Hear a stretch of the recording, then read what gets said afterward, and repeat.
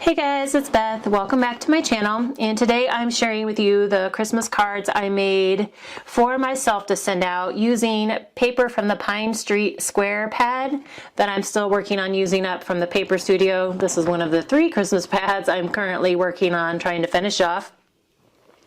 And you guys saw me work on these a bit when I did my 15 fall questions video response, and I finally finished them and just wanted to share the final cards with you. As far as other materials that I used a lot of craft cardstock for my card base, and for my matte layer on the journal cards, I did use some white cardstock for the inside, and then a lot of washi tape. And the washi tape I used, this is like Christmas stripes from Echo Park. I used like almost all of it. There's just a little bit left, which is good because I have a whole another roll of this. They both came in 2 separate warehouse boxes. This holly is also from Echo Park. And then I used this red and green plaid, which is from Michael's, like just in their open stock washi baskets. And then I did use some journal cards that also came from Hobby Lobby.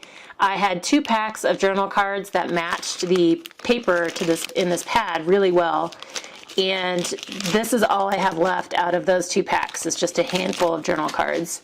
But I ran out of journal cards and still had cards to finish. So I went to my Silhouette and took a cut file of this red truck Merry Christmas image and turned it into a print file, and then just printed it out on some white cardstock and cut it. I had sized it to be able to cut it down to a 3x4 journal card size. So that is everything that's in my card, and I had wanted to make a little bit different photo Christmas card this year. Last year I just did like a 5x7 postcard style where I took pattern paper and had kind of layered it up, made some embellishments, but then I had left room for like a 4x6 photo that I just added at the end. And then on the back I had printed my message.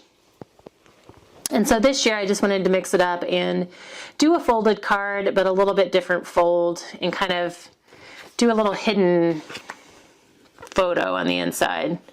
So I have sized it so that I can cut my photo down to 4x4. And this is not the photo I'm going to use. I had printed this out on my home printer and it doesn't look very good. I'm waiting on getting the actual prints from Shutterfly, but just wanted to use that as an example to show you how it will end up looking.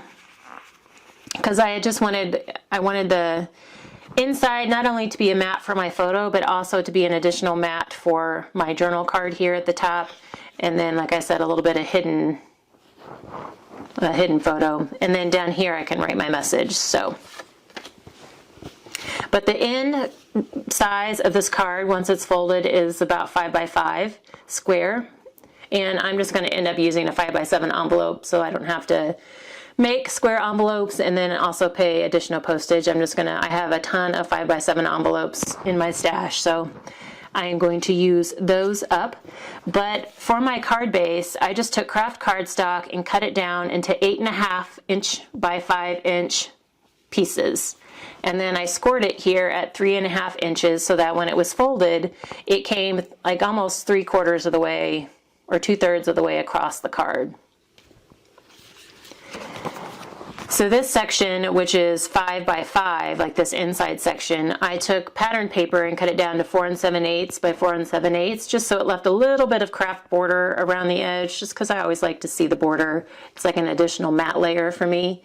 And then I cut my white cardstock down to 4 1/4 by 4 1/4, and that way, excuse me, it left a little bit of a border for my journal card piece here, and then it left a good border around my 4x4 photo that I will trim down. And then down here I just have a little poinsettia stamp, and that is like this little guy, which also came from a Cartabella stamp set. And then I just added more washi on the back of the journal card layer just because it was so plain on this half of the card. On the outside here, this 3.5 inch strip, it's 3.5 by 5 is that fold piece, And again, just cut my pattern paper to be 1/8 of an inch smaller all the way around. And then my craft mat here for the journal card is 3 1/4 by 4 1/4. And then the journal cards, both the ones from the pack and then the ones that I printed out, are both 3 by 4, the standard journal card size. And then I felt like it needed a little bit of something down here in this section on all of them, but I didn't want it to be something that like really popped. I just wanted something that kind of gave a little bit more dimension or interest to the bottom part here. So that's when I had pulled out, that's why I originally pulled out my washi tape, was just to add it down here on this part. So I kind of have a mixture of patterns and papers and journal cards on all these, so I'm just going to kind of flip through them really quickly. I originally started out trying to match both the inside layer and the outside patterns, and then decided part of the way through just to kind of mix them up so that they weren't the same patterns. But then towards the end, I had a ton of certain patterns, because I think I had like 3 full 12 by 12 sheets that I had cut down for this of certain patterns, and so I ended up having to match both the inside and the outside again, because that's all I had left. So some of them are very similar, and then in a lot of times there are 2 of the same journal card of the ones that came out of the packs, and then a bunch of the ones that I had printed. But you can just see how I mixed and matched the papers, the journal cards, and the washi. But these were a lot of fun, and they really weren't hard. It was just time consuming getting all the pieces cut down and together. So, and I've been working on them like for a few minutes here and a few minutes there for like the last month and a half. It's seriously taken me forever. It really shouldn't have taken that long, but so that's it. Those are my Christmas cards for this year, and like I said, I will be sticking a photo on the inside there. And then I did end up having to make another handful or so out of the Cozy Lodge pad that I'm also working on, so I will share those with that pad. But the bulk of them came from this Pine Street square pad, and I did use that, like used up a lot of what was left of that paper, so I'm kind of just down to scraps at this point, which is good. Some other exciting news is with sometime in the last few days, I hit 5,000 subscribers. So thank you guys, gosh, from the bottom of my heart for all of your support. Thank you for everybody who subscribed and commented and liked, and thank you for your ideas and your inspiration and your motivation and all of the support. It's taken me a while to get here, but when I first started, I never anticipated getting to 5,000. That was like never on my radar. So thank you guys so much for everything. And to celebrate this milestone, I'm going to do a giveaway.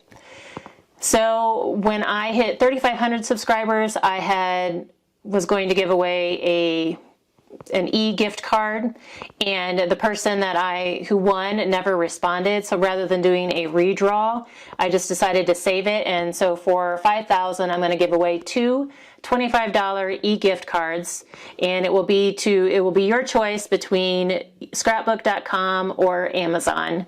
And this giveaway is open to all subscribers regardless of where you are in the world, but you do have to be 18 years old to enter or to be eligible, and you have to be a visible subscriber to my channel. That just means that I can go and verify that you are a subscriber, that it's not hidden. For some reason, you can set it to be like a private subscriber so that people can't see that you're subscribed to them. So I need to be able to verify that you are subscribed to my channel. And then also in the comments, if you would like to enter this giveaway, please use the word joyful somewhere in your comment. Don't just put the word joyful, because YouTube might count you as spam and kind of kick you out. But incorporate it into a regular comment, the word joyful, and that will tell me that you want to be entered into the giveaway. Now, because I've had like twice in the past, I've done giveaways and the first winner hasn't responded, and that's become very common that I've seen across other channels as well. So if you are not willing to come back and see if you won, or if you're not willing to respond to the note that you won, don't enter. I don't mean to be mean about it, but like, don't take that opportunity away from somebody else. So only enter if you're willing to come back and check the comment, because I reply to every comment that I get if I can.